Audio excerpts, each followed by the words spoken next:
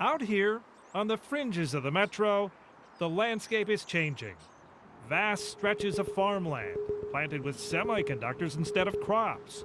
Row upon row of steel, glass, and plastic, here to stay for at least the next quarter century. We're on a real growth trajectory right now for solar development. Who'd have thought the sun could be a hot commodity in a state better known for its blistering wind chills? But private developers are rushing to lock in land leases to install massive solar arrays that turn sunbeams into electricity. So what you're seeing a lot of are community solar gardens. These community solar gardens range in size from 6 acres to as many as 40. They give consumers an opportunity to go green without the expense or hassle of having to install solar panels on their own property. They allow for people to subscribe to a project and actually see a bill credit on their utility bill. Subscribing to a solar garden can, over time, save customers hundreds, even thousands of dollars on electricity. The sweet spot for these community solar gardens is all along Xcel Energy's power grid. The utility says it currently has the largest community solar program in the country, capable of producing enough power for 14,000 homes. Part of what's driving this growth is a state requirement for Xcel to sell electricity made from renewable resources. So private solar energy developers, eager to get a piece of the action, are staking out land around the metro for projects that can easily connect to Xcel's distribution system. The city of Corcoran in northwest Hennepin County has exactly what developers are looking for. Plenty of wide open spaces for solar panels, close to millions of potential subscribers.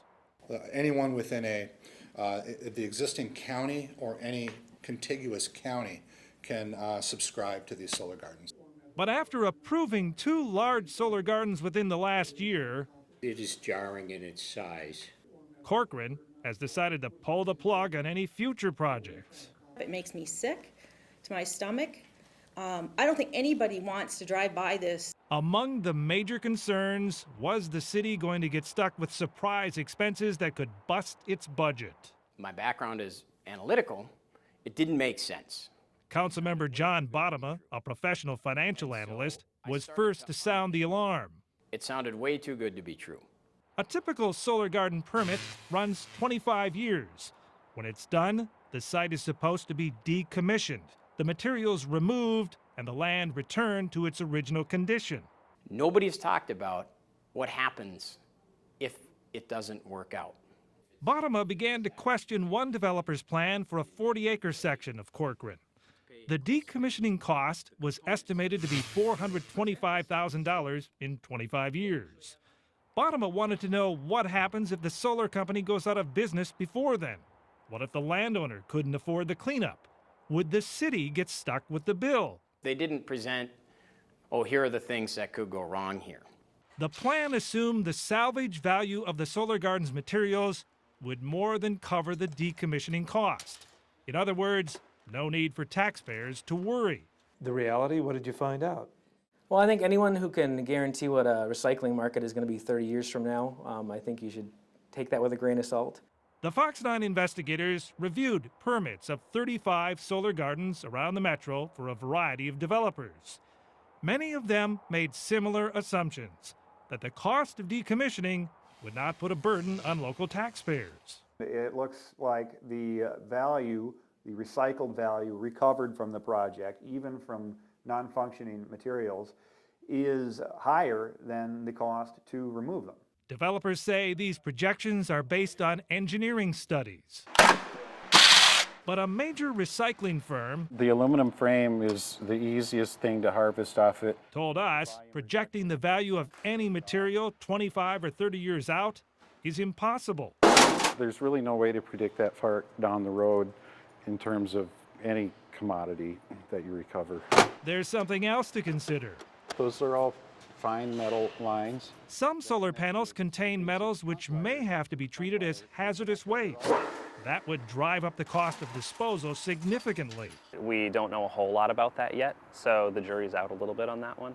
Because of these unknowns, green energy expert Dan Thiede says cities and counties need to shield taxpayers from any surprises. That means requiring developers to put aside money in the form of a bond or line of credit as a rainy day fund. Some way financially that the local government won't be on the line for the decommissioning of the site. But our review of solar garden projects around the metro found a mixed bag of protections. 7 had no financial guarantee for decommissioning. 14 projects set aside anywhere from 25 to 50 grand in the form of a security. Others range from 125,000 to over 300,000. But none were as high as Corcoran, which required a $560,000 bond for decommissioning. My concern was if they go bankrupt, if we have to pay for the cleanup, our city's budget's $5 million. If the estimate is $2 million, that bankrupts our town. Bottoма insists he's a fan of solar energy, but he wants other cities to be aware there's a potential they could get burned financially.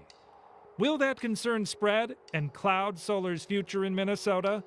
Industry watchers fear if local governments demand huge financial guarantees for decommissioning costs, it could turn out the lights on some future projects.